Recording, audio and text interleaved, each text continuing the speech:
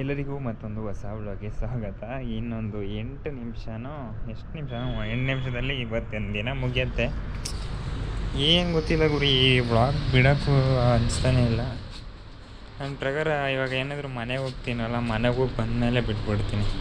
ಅಂದರೆ ಬಿಟ್ಬಿಡ್ತೀನಿ ಅಂದರೆ 3 ಡೇಸ್ಗೆ ಒಂದು ಸಲ ಕಂಟೆಂಟ್ ಹಾಕ್ತೀನಿ. ಇವತ್ತು ಏನಾದ್ರು ಮಾಡಿದೆ, ಬಟ್ ಮಾಡ್ಬೋದು. ಅಂದರೆ ಬಟ್ಟೆ ತರೋಕ್ಕೆ ಅರೌಂಡ್ ಅಡ್ಡಕ್ಕೇನೋ ಹೋದೆ, ಅಲ್ಲಿ ನೋಡಿದ್ರೆ ಎವ್ವಿ ಪ್ರೈಸ್ ಕಮ್ಮಿ ಐತೆ, ಆದರೆ ಬಟ್ಟೆನೇ ಇಲ್ಲ ಅಲ್ಲಿ. ಏನಪ್ಪ ಇನ್ನು ಬರುತ್ತೆ ಅಂತಾರೆ.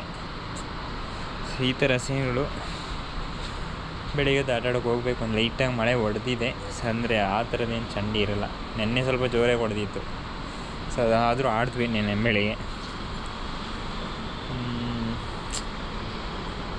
ಜಾಸ್ತಿ ಏನು ಮಾತಾಡೋಂಗಿಲ್ಲ. ನಾಳೆ ಒಂದೇ, ನಾಡಿದ್ದು ಇಷ್ಟೊತ್ತಿಗೆಲ್ಲ ಬಸ್ಸಲ್ಲಿ ಇರ್ತೀನಿ.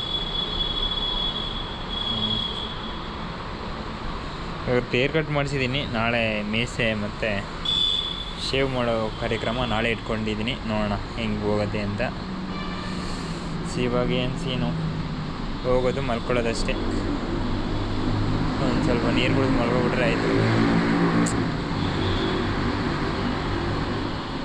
ಫುಲ್ಲು ಬೋರಿಂಗ್ ಕಂಟೆಂಟ್ ಎಲ್ಲ ಮಾಡಿಕೊಂಡು, ನಾನು ಆ್ಯಕ್ಚುಲಿ ಯೂಟ್ಯೂಬ್ ಕಂಟೆಂಟಿಗೆ ಅಂತ ಮಾಡ್ತಾನೆ ಇಲ್ಲ. ಏನು ಮಾಡೋಣ, ಸುಮ್ಮನಾದ್ರೂ ಮಾಡ್ತಾಯಿದ್ದೀನಿ. ಟೈಮ್ ವೇಸ್ಟ್ ಗುರಿದು. ವ್ಲಾಗ್ ಅಂತೂ ಕಂಪ್ಲೀಟ್ಲಿ ಟೈಮ್ ವೇಸ್ಟು. ಆ ಕಡೆ ರೀಲ್ಸ್ ಮೇಲೇನು ಫೋಕಸ್ ಮಾಡೋಕ್ಕಾಗಿಲ್ಲ, ಎಲ್ಲೂ ಮಾಡೋಕ್ಕಾಗ್ತಾಯಿಲ್ಲ.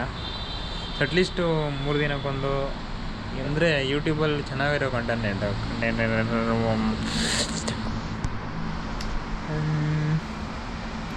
ಹೋಗಿ ಮಲ್ಕೊಬಿಡೋದು. ಇನ್ನೇನು, ನೆನ್ನೆದು ವೀಡಿಯೋ ಟ್ರಾನ್ಸ್ಫರ್ ಆಗಿತ್ತು. ನಾನು ಇವಾಗ ಎಡಿಟು ಮಾಡಲ್ವಲ್ಲ, ಸೀದಾ ಅಪ್ಲೋಡ್ ಮಾಡಿಬಿಡೋದೆ.